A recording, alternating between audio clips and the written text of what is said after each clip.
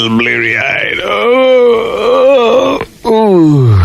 Yeah, a little bleary-eyed. As I came in the limo this morning, I stopped at a traffic light, half asleep, just kind of sitting there, thumbing through the Wall Street Journal, when a motorcycle patrolman pulled up next to me.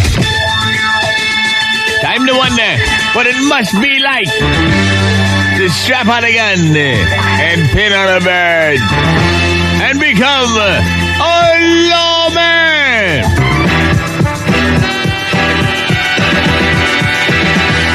Yes, I sat nodding in the back seat of that limo, waiting for the light to change. That motorcycle lawman pulled up alongside.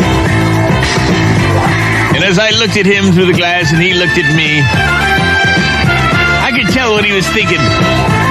He looked at me as if to say, you got the big-time job. You got the big-time bucks. But I got the Magnum.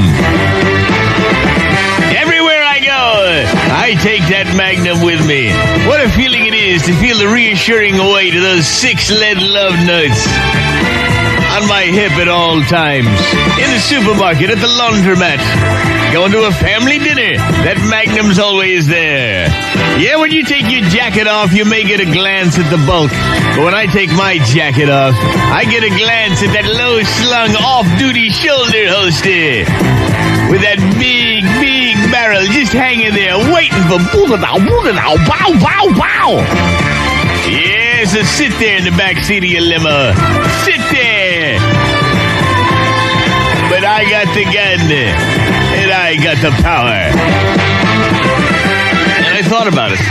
There he was, face glistening from a recent session with Gag and Annie.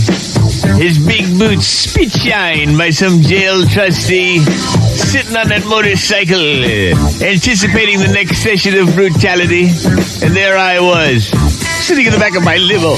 At one time, I was a brother of the faith. I wore the blue. I carried the Magnum, and I renounced it all. I jumped out of the limo. I said, please, I used to be one of you. And I touched his boots and his Magnum, but he put his foot in my chest, and he pushed me backward and left me there in the street as he roared away. I got up and I looked at the limo driver who was staring at me. I said, don't you ever stare at me when I'm talking to